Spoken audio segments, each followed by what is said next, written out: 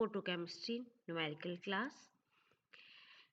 We will continue from first part. प्रश्न 10 नारंगी रंग की विकिरणों की तरंग दैर्ध्य लैम्डा 6000 डिग्री एंगस्ट्रॉम है। इसके लिए एक आइंस्टीन का मान ज्ञात कीजिए। हम जानते हैं E बराबर होता है 2.859 into 10⁵ divided by lambda kilocalories per mole. हमको लैम्डा की वैल्यू सब्स्टिट्यूट करनी है और सिंपल हम ई आइंस्टीन की वैल्यू कैलकुलेट कर सकते हैं। नाउ बैंगनी तथा नारंगी विकिरण की तरंग दैर्ध्य का मान 4200 डिग्री एंगस्ट्रॉम तथा 6200 एंगस्ट्रॉम है। इनकी ऊर्जा ज्ञात कीजिए। H हमें पता है, ऊर्जा ज्ञात करनी है। E बराबर होता है hc बाय लैम्डा। हमें दोनों का लैम्डा पता है, हमें सिंपली वैल्यू सब्स्टिट्यूट करनी है और कैलकुलेट करना है। स्टूडेंट्स, न्यूमेरिकल करना बहुत आसान होता है। सिंपली हमें ध्यान रखना होता है क्या दिया हुआ है और क्या ज्ञात करना है।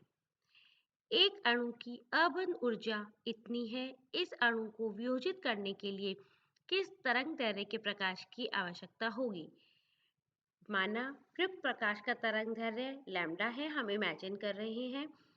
E बराबर फॉर्मूला हमने हमारा लिख दिया।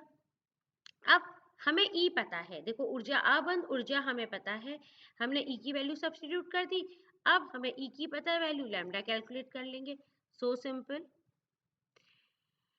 नाउ नेक्स्ट 2000 डिग्री एंगस्ट्रॉम तरंग दैर्ध्य वाले प्रकाश के लिए निम्नलिखित मूल्यों की गणना कीजिए। हमें कैलकुलेट करना है आवर्ती, तरंग संख्या, ऊर्जा और ऊर्जा कैलोरी प्रति मोल और अर्क प्रति क्वांटम। हमें पता है C बाय लैम्डा होती है, C हमें पता है, लैम्डा हमें पता है, हमने कैलकुलेट कर ली। आवर्ती, अब संख्या, फ्रीक्वेंसी, प्लांक कांस्टेंट, हमने क्या किया, हमें वैल्यूज दी हुई हैं, हमने उनको सब्स्टिट्यूट किया। E is to H nu. E पता है हमें 2.86 बाय लैम्डा, लैम्डा हम कैलकुलेट कर सकते हैं। अब देखो यहाँ हमसे इसने अर्ग प्रति क्वांटम और कैलोरी प्रति मोल में भी निकालने को कहा है, तो ये अर्ग में आ गया, ये कैलोरी पर मोल में आ गया।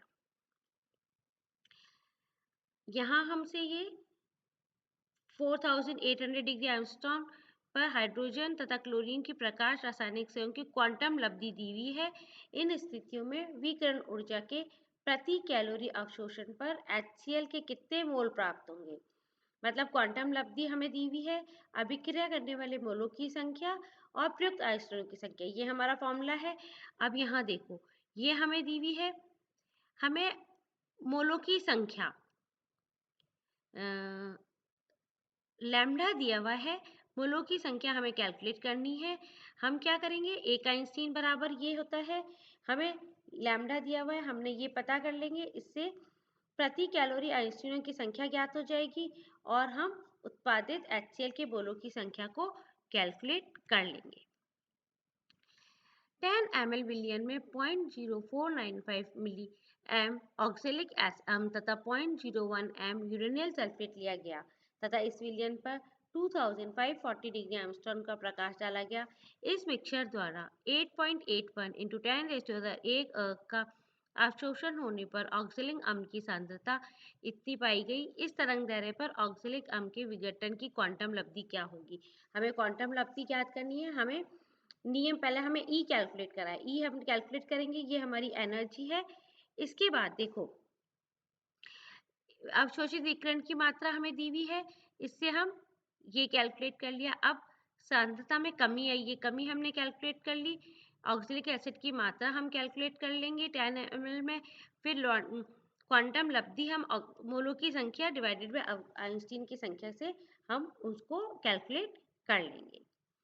नाउ 30 डिग्री पर प्रोपियोनाइट्राइल पर 3020 डिग्री एंगस्ट्रॉम तरंग दैर्ध्य का प्रकाश डालने पर CO के लिए क्वांटम लब्धि 0.4 पाई गई। आपतित प्रकाश की तीव्रता 15,000 अर्ग है। प्रकाश की तीव्रता ज्ञात कीजिए, CO के बनने की दर भी ज्ञात कीजिए। E फॉर्मूला हमको पता है, लैम्डा हमें पता है, सबसे पहले E कैलकुलेट कर लेंगे हम कितनी एनर्जी होती है। अब देखो तीव्रता हमें दी हुई है, इतनी अर्ग है, इसको हमने पहले आइंस्टीन में कन्वर्ट कर लिया। अब अवशोषित आइंस्टीन की संख्या हमें पता है, ये हमने निकाल ली। मोलों की संख्या में कमी हमें निकालना है, क्वांटम लब्धि हमें ऊपर पता है दी हुई है देखो, तो हम वैल्यू सब्स्टिट्यूट करके उन सबको निकाल लेंगे। आशा करती हूँ आप कोशिश करेंगे तो आपको न्यूमेरिकल आ जाएंगे।